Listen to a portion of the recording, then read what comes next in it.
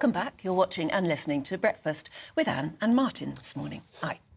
And in the papers today, the Telegraph has a lovely photo of the Prince and Princess of Wales arriving at Royal Ascot by carriage yesterday. Yeah, she's in all of the papers, actually. Kate looked wonderful, as she always fabulous. does. Yeah. The Daily Star's got a great photo of super jockey Frankie Dettori jumping for joy as he celebrates his win at Royal Ascot. Super Frankie. And the Times leads with a photo from Glastonbury as fitness expert Joe Wicks, the lockdown hero, remember him, puts the festival crowd through its paces. A mass workout. Yeah, he was big in during the pandemic, during lockdown, wasn't he? Kept us sane. The Mail, meanwhile, has a photo of the top banking bosses leaving Number 10 after holding talks to help us all struggling with our bills, particularly mortgages. OK, it's time to go through the papers now. Joining us this morning is writer and commentator Candice Holdsworth, alongside the political editor of HuffPost UK, Kevin Schofield. Top of the morning to you both. Thanks for coming in. So, Kev, let's kick off with you. And it's a story from the Times front page, pay blow for millions of public sector workers. What's going on? Yeah, so if you remember, we sort of just got over the last round of public sector pay talks and all the strikes that flowed from that. And we've got the next round coming up for 23-24. And what the Times are saying is that the independent peer review bodies are recommending pay rises of around 6.5% for teachers, 6% for police officers and prison officers and junior doctors. However, the government are saying that's unaffordable. We can't do it. So they're going to overrule, the Times says, these pay review bodies. And once again, I think, setting up another clash with public sector unions. More strikes in the run-up to the general election. Not a great look for the government. And it also calls into question, what is the point of a peer review body being independent if the government's Yes, if they're going to completely ignore it. Totally. So, but what else can they do at the moment? Well, at the moment, obviously, everybody's claiming... And I heard you talking earlier about the Bank of England governor saying, you know, we've got to dampen down wage rises because it just makes the problem worse. Well, this is another clash. Isn't that a good point, though, Candice? You know, inflation is running rife and, you know, pumping in inflation-busting pay rises for public sector workers, it can only make things worse. Well, yes, I think this is what they've discovered, that actually pay rises have led to this sort of spiral where prices just continually go up, so people get pay rises corresponding to that, and you never solve the core problem of reducing demand. Having said that, though, I do feel for ordinary people. They're just trying to make ends meet. That's why they're getting pay rises. You know, they just want to pay their energy bills, pay their mortgage, pay their rent. And this is the problem with having to reduce demand in this sense, because it is for things that people really do need to live. You know, they need to have a car, they need to pay their mortgage, they need to buy food. And also, these a pay rise at 6.5% at the moment would still be a real terms pay cut.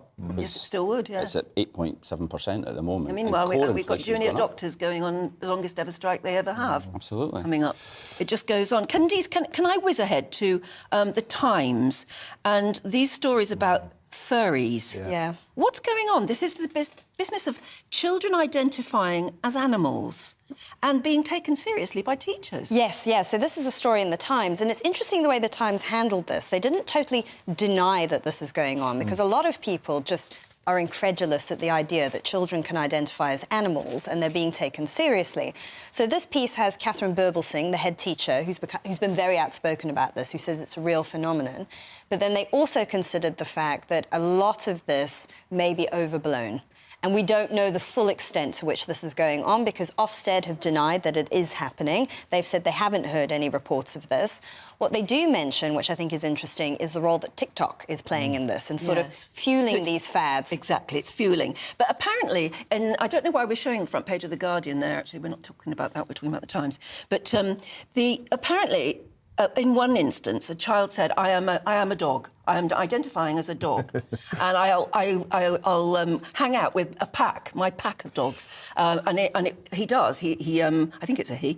He goes around with other children who are identifying as dogs, and they bark during lessons. Yes. I know. I mean, this is utterly ridiculous. It is. It's just attention-seeking behaviour, and it's just teachers just need to be able to have the authority in the classroom to say, stop it. If you want to do this at home, stuff that you're seeing on TikTok, that's fine, but it doesn't happen in the classroom. But I was going to say, aren't teachers worried about doing that? That's the problem. Because they're being taught Yeah. to be woke, I suppose. Yes, yeah, they feel very, very boxed in, and this is what Catherine Birbal-Singh has said. You know, teachers don't... They're always consulting external guidance for these things, rather than just using their instincts as adults to be like, enough now. Isn't that part of the problem, Kev? You know, this is the monster of our own creation.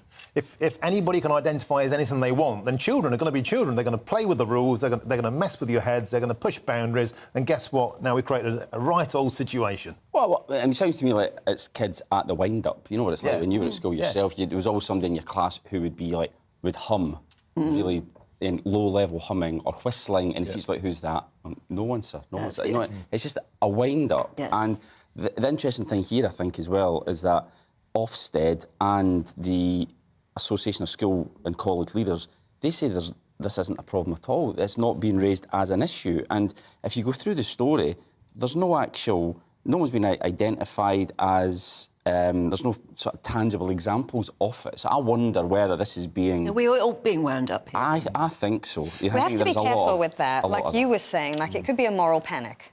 You know, we don't want to fall into moral panic. And I think good questions can be asked, though, of the influence that social media has on children when they're developing, and they're so impressionable at that age. So what's really, really interesting about this is even though the cat story may be, you know, slightly ridiculous, what was really fascinating was the teacher at Rye College in question absolutely chastised the person who queried this and threatened, said you should go to a different school. So actually this is a story about self-identity leading towards a completely dictatorial method of thinking about it. You're not allowed to challenge this, because if you do, you're some sort of transphobe or bigger. But actually, when you're saying a child can't be a cat, Anne, you're talking the truth. Yes. I mean, it's so ridiculous. That's what I mean. It's so ridiculous. You wonder why we're talking about it. You wonder why there are headlines about it. And that's the worry, that it's gaining its own momentum, isn't it? And there's no actual evidence that it is a problem at all. But if there's anyone Seems to be the watching at strange- the moment who's heard that it has happened to you or your school or anything like that, where a child has identified, and maybe others identified as an animal, and they see it as their fundamental right to do so, then get in touch, gbviews@gbnews.com. But it's almost, I can't believe it. You just can't believe it. And yes, it could be happening. But it clearly is happening big on TikTok and things. Yeah. That's the point. Yeah, it sounds like a fad that, you know, as I say, it's the kids see an opportunity here to wind up their teachers, as kids have done for generations, and this is just another example. And we're all getting wound up. But Kev, there's another story here that's going to wind people up. Boris Johnson's latest column has just dropped in the Daily Mail. They're paying a lot of money for this. I read it. I couldn't really find a single word of substance. Could you? Well, yeah, it does strike you that for £500,000 a year, I'm not sure that the Daily Mail are getting their money's worth. Well, last Boris week he just Johnson, did a column about the weight loss drug and how difficult it was for him to fight his own weight problems. And this, it's nothing to do with politics. This is about the terrible tragedy that happened on the sub. Yeah, I mean, obviously it's been the big news story of the week. But yeah, you read it and you get the impression that he's just trying to push up the word count at times. Exactly. There's a bit here where he talks about, you know, about the Titanic itself, a piece of gleaming and luxurious technology, made of 50,000 tonnes of steel, and you think, you're just doing that to make it a word That's a copy here. and paste. Absolutely. He's Wikipedia or something. That's what it reads like at times. And, you know, he's trying to make a political point that he's poking fun at, not fun, but, you know, he's having a go at the left, who say, well, these people had more money than sense. Why are we spending so much money and giving so much attention to these people when, you know, there are much bigger problems like the migrants, hundreds of migrants dying off the coast of Greece, etc. And he says, you know, well, you know, these are heroes. These people are heroes.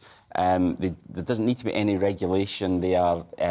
He's likening them to the polar ice cap explorers, and I don't know. It's just, as I say, it strikes you as like Boris is kind of phoning it in a little bit. You know, he's got this massive deal with the Daily Mail, and there isn't a great deal of substance thus far. He's only 2 columns in, but so far, I'm not sure they're getting Well, he hasn't said anything money's in worth. there that No, we there's haven't been nothing in it. discussing all week. Nothing new. Nothing new at all. They'll be hoping for a bit more meat on the bone in the future, Kev, because if I was an editor, I'd be seriously scratching my head and thinking if I'm getting good value for money out of him. Anyway, we have to leave it there, Kev.